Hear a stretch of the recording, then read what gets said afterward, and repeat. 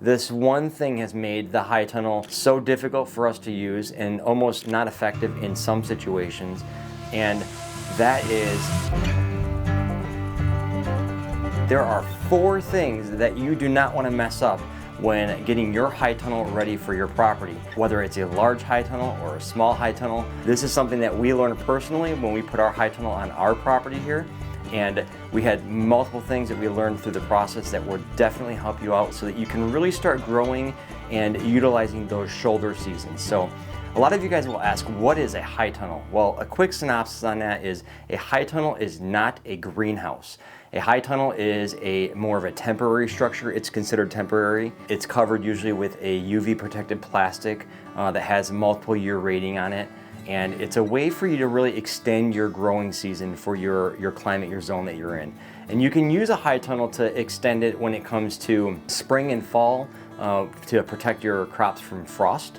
But then you can also use it as well in the summer months. You can throw a shade cloth over it and you can use it to protect your crops from the extreme heat as well. So a high tunnel can really kind of be used in 2 different ways, but it is not a greenhouse. A greenhouse has more of a structure to it. It has some type of a thermal protection aspect to it. And I know that people are gonna have a little argument on that, but really at the heart of it, a greenhouse has the ability to be heated and have a little bit more thermal regulation to it. Whereas the high tunnel, you can do some of that with it, but it's just not nearly as efficient. And it's really designed to use more of the sun and the environment to keep that heat in there and keep your crops frost protected. But there are 4 things that you want to think about when getting your high tunnel. First of all is location and size. So the location and size are kind of all in the same category in my book, because the high tunnel is going to be a structure that's going to be situated on your property for your specific needs. Whether you have a smaller city type lot or you have multiple hundreds of acres, you want that high tunnel in a spot that it's going to be convenient to get to, because you're going to be going in there, you're going to be tending to the garden space. So a lot of people would consider this to be zone 1 or zone 2 on your access point of your property. It might not be right outside your front door, but you'll be pushing it to that zone where you'll be going back and forth to, throughout the day to do different tasks, whether it would be weeding or watering or checking on some ventilation or whatever that would be. So definitely location of your high tunnel and how big it's going to be. There's some people who think that, get a bigger high tunnel, you can't go wrong with having a bigger structure. And my personal opinion on that usually would lean that way. However, after having a high tunnel and learning from our mistakes, you don't need a huge high tunnel.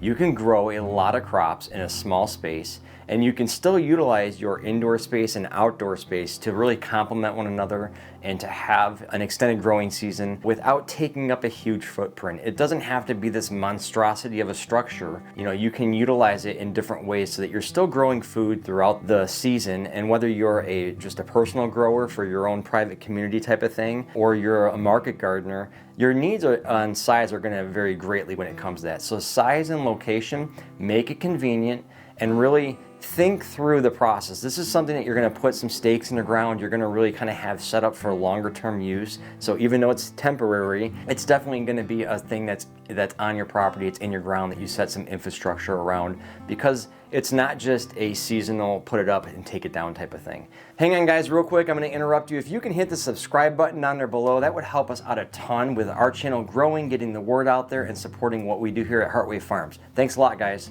Location and size are the number one kind of thought process when you're first getting into it. The other one's going to be the type of high tunnel you get. How big do you get it? Do you get something that has higher sidewalls on it that allow you to really use the full footprint of that high tunnel? Do you get something with peaks on it? It's the Quonset that's rounded versus the Gothic that has peaks on it. These are the different things to consider as far as your location goes. Do you have a lot of snow or a lot of wind or something that you have to be concerned about when it comes to weather? And this is something that the people over at Bootstrap Farmer can really help you out with. We've worked with Bootstrap Farmer products before. The company is great. They have a ton of great resources. So check out the link below for Bootstrap Farmer. They're NRCS approved. We'll talk about that in a different video. We have other videos on that. But if you're looking at getting a high tunnel, Bootstrap Farmer has the technical resources. They have the team there to support you and to really help you get your high tunnel set up for your specific situation. And they can help you utilize different resources such as the NRCS program. That's NRCS. we'll put a link below for some of that information as well. So check out the links below definitely throughout the video here. You can just get a wealth of information that we're going to attach in there, because this is something that we want to really give you the ammo to make good decisions and to set up the high tunnel for your property with a lot of success. So like I said, the two structures of roofs there have a lot to do with your zone that you're in, with the type of weather that you're dealing with, and just the specific needs that you have for your property and your region that you're dealing with. And there's a couple other ones in the market, but those are the two major ones out there. The other one is ventilation. These things can get hot. During the summertime, we have had temperatures in ours that have just gotten through the roof hot. I mean, literally where it's like wanting to push pressure on it if you don't have it ventilated the right way. So having ventilation in mind is going to be a key thing, but that's not the most important thing. The most important thing is going to be the last one on my list, and we'll get to that in a minute. But having ventilation is a massive thing, because when you have too much heat, you start to get wilting and withering, and you have massive issues. You're also going to utilize a lot more water, because it's the humidity is not going to be contained the right way, and you'll be running into where you'll be burning off water, but then you'll also be maintaining too much humidity in there because the ventilation's messed up, and you'll get funguses and growth. So you really got to have the right ratio of enough ventilation to get air movement going through there, but then the ability to kind of damper that ventilation down during your shoulder seasons so that you can really grow more effectively and efficiently in your high tunnel. We have a high tunnel on our property, and this one thing has made the high tunnel so difficult for us to use and almost not effective in some situations, and that is water. If you haven't considered how you're going to water this thing, because now all of a sudden, yes, you're growing directly in the ground. Yes, you have access to the sides being open, but it's no longer being watered on directly from the sky. It's no longer getting normal watering and irrigation on there. So you really have to think about your infrastructure. How close are you to a water source? How close are you to an alternate water source that you're not going to be carrying buckets by hand, and you're going to have this high tunnel in place, and the watering is going to become an issue. Something we've learned at the homestead here is that if it's not set up so that you can easily do it, so that it has systems in place, you just don't enjoy doing it.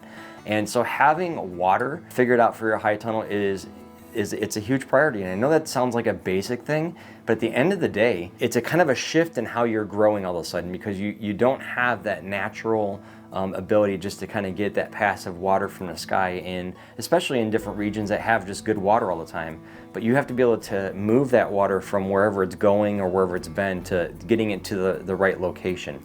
And sometimes if you don't have that ventilation side of things dialed in, how you water is going to be kind of an important setup for you, because if you don't water the right way in your high tunnel, you're going to run into funguses and disease and issues with your crop. Location and size, type of the structure when it comes to the roof style and the setup on it, the ventilation and the water are a couple things that you're going to want to really look out for. The other thing I've been holding back on you is we have an all-new program, an app that we've partnered up with, Seedtime. Seedtime has a start to finish program that you can plug all your information into. You plug in when you're going to start prepping your garden, when you're going to get seeds ready, when you're going to get ready to plant them and transplant them into the ground, when you're going to be taking care of them at certain times and harvesting them.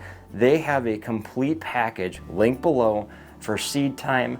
They're going to take care of you. When you plug in your information, you literally just walk through the process on there, and it will give you all of the information for your crops, your rotations, and how you're going to care for them. So when you get your high tunnel set up, whether you have a high tunnel, whether you have a garden space, whether you have a kitchen garden, or you're doing personal growth or market gardening, I would even venture to say that you could use this program for growing microgreens. You might have to make a couple little modifications to it as far as your harvest times on them, but I'm pretty sure you could get into the process of where you would put them into there and you would make it work for that as well. And I know from talking to them personally that they're going to be working on getting their system updated to actually facilitate microgreens specifically. So check out the links below. Hopefully this helps you out in a short video, just to kind of give you some ideas on selecting a high tunnel, the location of it, the style of the roof, the ventilation on it, and your water supply. And then we've given you some tips and tricks in the link below for just figuring out how you're going to utilize a high tunnel, if you can get the high tunnel through some programs that will help offset the cost of it, and other tips and tricks that we have in the links there for you, getting your garden space, your high tunnel, this growing season up and going. So blessings y'all, hope you have a great growing season.